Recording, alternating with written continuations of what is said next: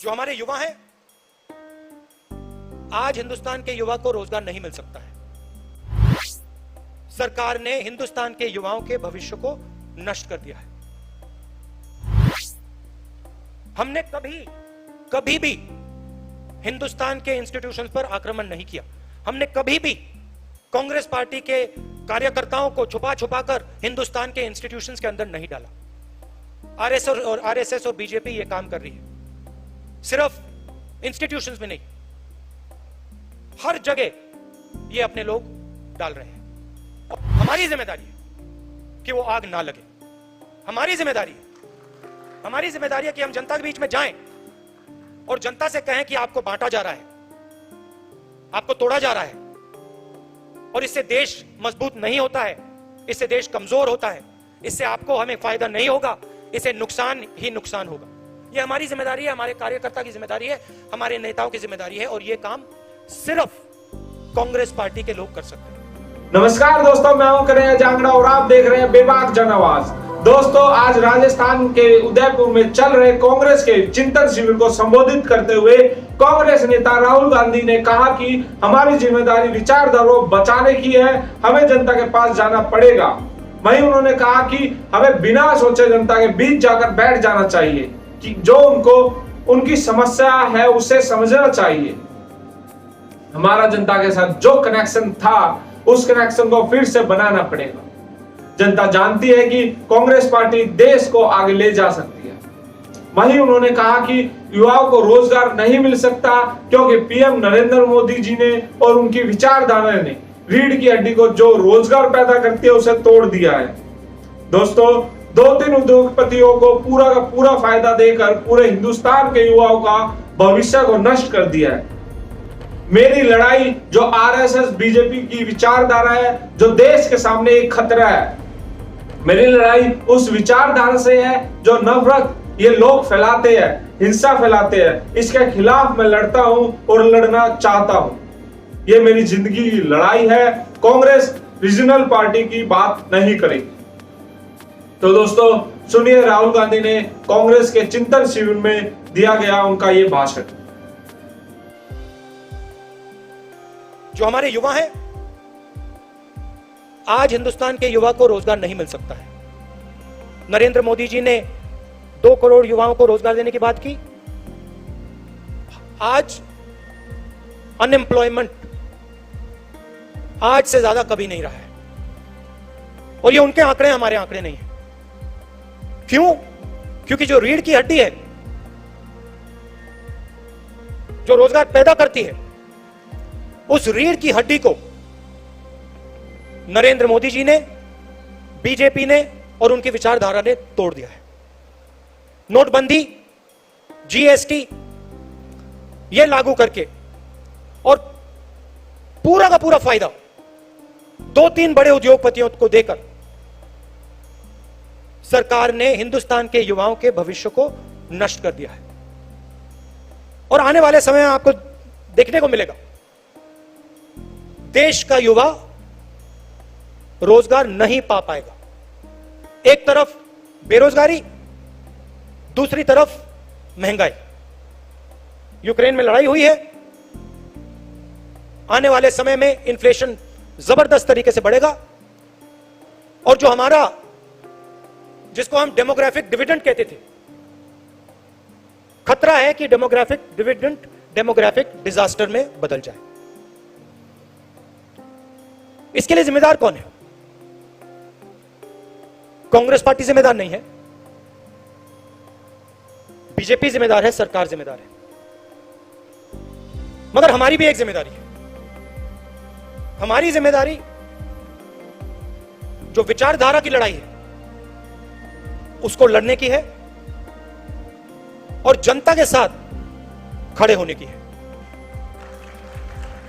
हमारा शिकायत है, हमारा पूरा का पूरा डिस्कशन, पूरी की पूरी बातचीत हमारी अपनी इंटरनल मामले में होती है।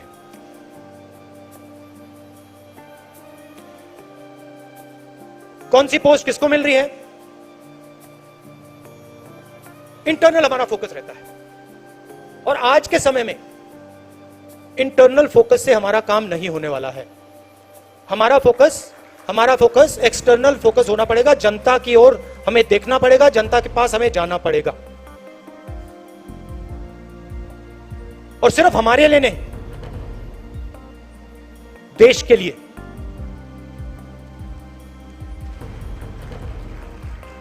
प्रेस में पूरा डिस्कशन कांग्रेस पार्टी की पोजीशंस के बारे में होता है। हमें बिना सोचे, चाहे हमारे सीनियर नेता हो, जूनियर नेता हो, कार्यकर्ता हो, हमें बिना सोचे जनता के बीच में जाकर बैठ जाना चाहिए। जो उनकी समस्या है उनको समझना चाहिए, और जो हमारा पहले उनके जनता के साथ कनेक्शन होता था, जो कांग्रेस पार्टी का कनेक्शन जनता से टूटा है, उसको हमें एक्सेप्ट करना पड़ेगा। उस कनेक्शन को हमें फिर से बनाना पड़ेगा। और जनता चाहती है, जनता समझती है कि कांग्रेस पार्टी ही यह काम कर सकती है। जनता समझती है कि कांग्रेस पार्टी ही देश को आगे ले जा सकती है। यह हमारी जिम्मेदारी है। और मुझे यह सुनकर कि कांग्रेस पार्टी ने निर्णय लिया है, अक्टूबर में निर्णय लिया है कि पूरी की पूरी कांग्रेस पार्टी जनता के बीच में जाएगी, यात्रा करेगी, और जो जनता के साथ कांग्रेस पार्टी का रिश्ता था और है, उसको एक बार फिर से मजबूत करेगी। यही हमारे लिए रास्ता है, और शॉर्टकट से यह नहीं होने वाला है। मैं बता रहा हूं, जो सोचता है कि शॉर्टकट करके यह काम किया जा सकता है, यह काम शॉर्टकट से नहीं किया जा सकता है। यह काम पसीने से ही किया जाएगा, बिना पसीने नहीं किया जाएगा। और आप लोग कर सकते हो, आप में क्षमता है, हम सब में क्षमता है, और यह हमारा डीएनए है। हम पैदा ही जनता से हुए, यह संगठन जनता से ही निकला है। तो हमें एक बार फिर जनता के बीच में जाना है। About the Congress party, many things have been discussed. About our economic policies, about our political positions, about youngsters, the future of India's youth, the weaker sections, farmers. We had all these discussions, and we have prepared papers that give us a clear direction on where we have to go. But I do feel that there are some things which are already in those papers, which I would like to repeat here, which the Congress party must think very seriously about doing. I've said that we must have a mass contact program where all of us, regardless of our age, our position, where all of us go to the people of India and spend not 1 day, 2 days, but months with the people of India. Understand what the people of India want and what the people of India are saying. Understand what the farmers want, what the laborers want. This to me is the first step. The second step is transforming the nature of the Congress party. Not the nature in terms of its thinking, not the nature in terms of its ideology, but its nature in terms of the way we do our work. 21st century is about communication. And if there is one area where our opponents outdo us, it is in communication. They have much more money than us, and they are better at communication than we are. So we must think about communication, completely reform our communication systems, and communicate with the people of India, with the youngsters, in a new way. This is a recommendation that has already been made. I'm just repeating it. I think the idea that certain positions, certain numbers of positions should be for younger people is a very important idea. I am not saying that there should be no older people, but I am saying that when it comes to DCCs, when it comes to BCCs, when it comes to our leadership, we should have a healthy mix of youngsters and seniors. And I think the time has come where we aggressively do this, where we aggressively put new DCCs, new BCCs. There are DCCs who have been there for 15, 20 years. We aggressively change these DCCs and BCCs and make them the pivot of the party and make sure that they are young, dynamic and fully trained in the ideas and the ideology of the Congress party, so they can take on the vicious propaganda and the divisive politics of the RSS. I also feel, and that has also been stated, that we must ensure the idea that one person per family should get a ticket.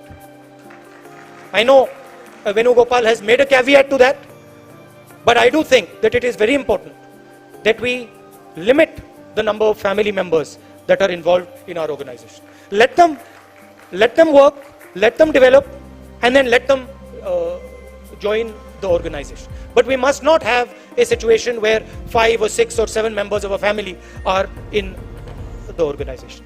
So I think these things are of importance. From my perspective, I am your family, you are my family. I don't see you, और मैं सिर्फ आपकी बात नहीं कर रहा हूं, आप, हम परिवार हैं, और मैं सिर्फ आपके नहीं, यहां 500-600 लोग हैं, मगर मैं हर कांग्रेस के नेता की बात कर रहा हूं, कार्यकर्ता की बात कर रहा हूं. ये एक परिवार है और मैं आपके परिवार का हूं.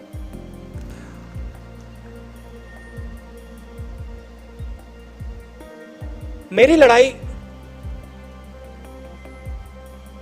जो आरएसएस और बीजेपी की विचारधारा है, जो देश के सामने एक खतरा है, मेरी लड़ाई उस विचारधारा से है. जो नफरत ये लोग फैलाते हैं, हिंसा फैलाते हैं, इसके खिलाफ मैं लड़ता हूं और मैं लड़ना चाहता हूं. ये मेरे लिए, ये मेरी जिंदगी की लड़ाई है. मैं इस बात को मानने को तैयार नहीं हूं कि मेरे प्यारे देश में, हमारे प्यारे देश में इतनी नफरत, इतना क्रोध और हिंसा फैल सकती है. मैं इसको मानने के लिए तैयार ही नहीं हूं. हमारे खिलाफ बड़ी शक्तियां हैं. आरएसएस, बीजेपी का संगठन, आजकल हिंदुस्तान के सारे इंस्टीट्यूशंस. ये आप मत सोचिए कि हम एक राजनीतिक पार्टी से लड़ रहे हैं. हम राजनीतिक पार्टी से नहीं लड़ रहे हैं. राजनीतिक पार्टी सिर्फ एक भाग है. हम हिंदुस्तान के हर इंस्टीट्यूशन से लड़ रहे हैं. हम हिंदुस्तान के सबसे बड़े क्रोनी कैपिटलिस्ट के खिलाफ लड़ रहे हैं. सच्चाई है. मगर मैं हर कांग्रेस के कार्यकर्ता को कहना चाहता हूं और कांग्रेस के नेता को कहना चाहता हूं, आपको घबराने की कोई जरूरत नहीं. कोई जरूरत नहीं है घबराने की, क्योंकि ये देश जो है ये सच्चाई को मानता है. ये देश जो है ये सच्चाई का देश है और इस देश को बात समझ आ रही है. ये देश देख रहा है देश की हालत क्या है, देश को समझ आ रही है. तो मैं आपसे कहना चाहता हूं कि मैं जिंदगी भर आपके साथ खड़ा हूं और इस लड़ाई को आपके साथ मैं लड़ने जा रहा हूं.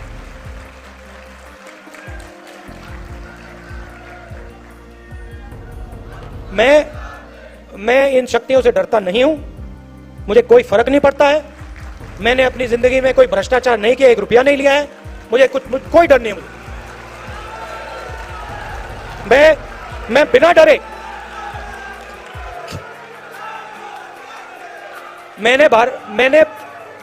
मैंने भारत माता से 1 पैसा नहीं लिया है, और मैं सच्चाई बोलने से नहीं डरता हूं। मैं सच्चाई बोलने से नहीं डरता हूं। तो मैं आपको यह कहना चाहता हूं कांग्रेस के हर कार्यकर्ता से, यह लड़ाई हम सबकी लड़ाई है। इस लड़ाई में हम सब शामिल हैं। मैं आपके साथ शामिल हूं। हमारे सब सीनियर नेता हैं, कांग्रेस प्रेसिडेंट हैं। हम सब एक साथ मिलकर बीजेपी और आरएसएस के संगठन को और उनकी विचारधारा को हराकर दिखाएंगे।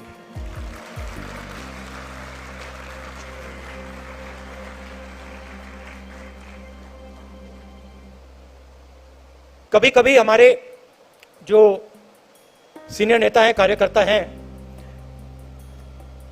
कभी कभी थोड़ा डिप्रेशन में चले जाते हैं। नॉर्मल बात है, क्योंकि देखिए लड़ाई आसान नहीं है। आप ये मत सोचिए कि ये लड़ाई आसान है। ये लड़ाई रीजनल पार्टी नहीं लड़ सकती, क्योंकि ये विचारधारा की लड़ाई है। आपने देखा एक विचारधारा आरएसएस की विचारधारा कांग्रेस की विचारधारा के खिलाफ लड़ रही है। बीजेपी कांग्रेस की बात करेगी, कांग्रेस के नेताओं की बात करेगी, कांग्रेस के कार्यकर्ताओं की बात करेगी, मगर रीजनल पार्टी की बात नहीं करेगी, क्योंकि वो जानते हैं कि रीजनल पार्टी जो है उनकी जगह है, मगर वो बीजेपी को नहीं हरा सकते हैं, क्योंकि उनके पास विचारधारा नहीं है। अलग अप्रोच है उनकी। हमारी एक सेंट्रलाइज्ड एक अप्रोच है और हमारी विचारधारा की लड़ाई है। तो ये आसान लड़ाई नहीं है, और ये राजनीतिक लड़ाई भी नहीं। ये देश के भविष्य की लड़ाई है और देश को बचाने की लड़ाई है। और आपको दिखेगा, अभी ये लड़ाई शुरू हुई है, आने वाले समय में आपको दिखेगा हिंदुस्तान में आग लगेगी। मैंने कोविड की बात की थी, याद रखो। मैं बता रहा हूं, जितना ये इंस्टीट्यूशंस को तोड़ेंगे, जितना ही हमारे स्टेट्स के बीच में, धर्मों के बीच में, जातों के बीच में कॉन्वर्सेशन को खत्म करेंगे, दबाएंगे, उतनी जोरों से आग लगेगी देश में। मैं साफ बोल देता हूं। और कांग्रेस पार्टी का काम उस बातचीत को, उस कॉन्वर्सेशन को फिर से शुरू करने का है। कांग्रेस पार्टी का काम हमारे जो इंस्टीट्यूशंस हैं उनको, उनकी रक्षा करने का है। यह हमारा काम है। ये कोई रीजनल पार्टी नहीं करेगी, बीजेपी नहीं करेगी, आरएसएस नहीं करेगी, कांग्रेस पार्टी ही करेगी। हमने कभी भी हिंदुस्तान के इंस्टीट्यूशंस पर आक्रमण नहीं किया। हमने कभी भी कांग्रेस पार्टी के कार्यकर्ताओं को छुपा कर हिंदुस्तान के इंस्टीट्यूशंस के अंदर नहीं डाला। आरएसएस और बीजेपी ये काम कर रही है, सिर्फ इंस्टीट्यूशंस में नहीं, हर जगह ये अपने लोग डाल रहे हैं। और इससे जो कॉन्वर्सेशन होता है, जो बातचीत होती है लोगों के बीच में, वो खत्म होती है।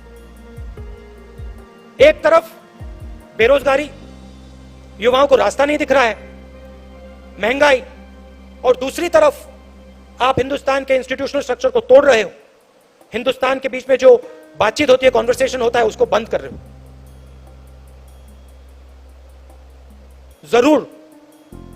जरूर आग लगेगी। और हमारी जिम्मेदारी है कि वो आग ना लगे।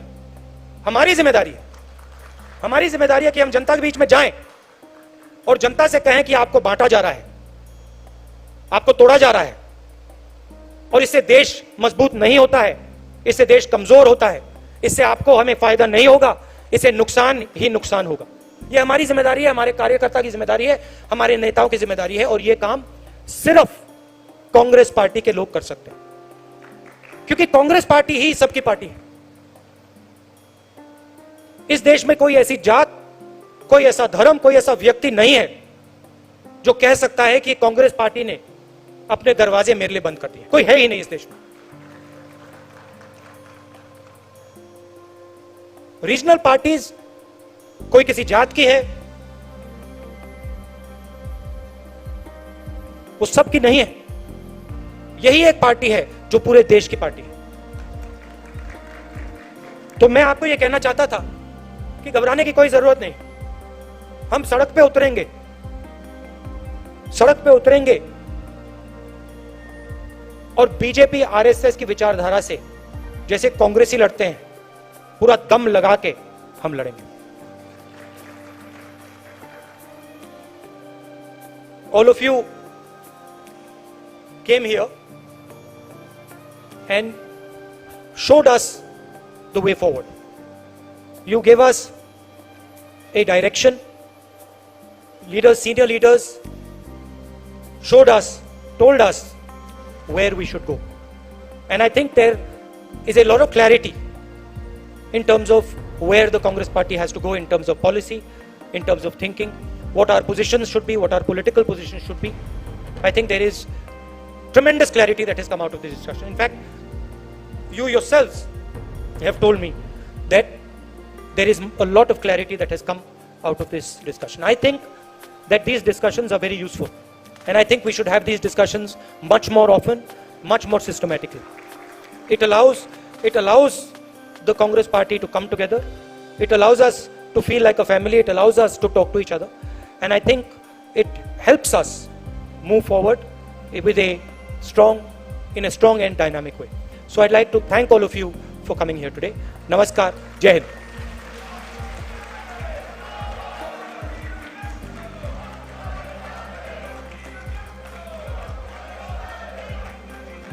तो दोस्तों, आपने सुना कि किस तरह से राहुल गांधी अपनी पार्टी को जनता के बीच दोबारा से ले जाने के लिए पूरी तैयारी में लगे हुए हैं।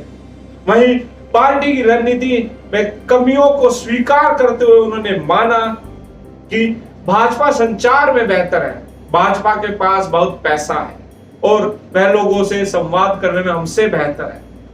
हमें अपने संचार में सुधार करना होगा और लोगों से जुड़ना होगा। तो दोस्तों, जिस तरह से आज राहुल गांधी ने जो बातें कही, उनसे यही लगता है कि कांग्रेस अब नई दिशा की ओर बढ़ेगी और जनता के बीच जाएगी। दोस्तों, मुझे दीजिए इजाजत, अगली वीडियो के साथ फिर मिलेंगे और इस वीडियो को अपने दोस्तों के साथ जरूर शेयर करें। और दोस्तों, अगर आप फेसबुक पर देख रहे हो तो पेज को फॉलो जरूर करें। अगर आप यूट्यूब पर देख रहे हो तो चैनल का घंटा जरूर बजाएं। धन्यवाद।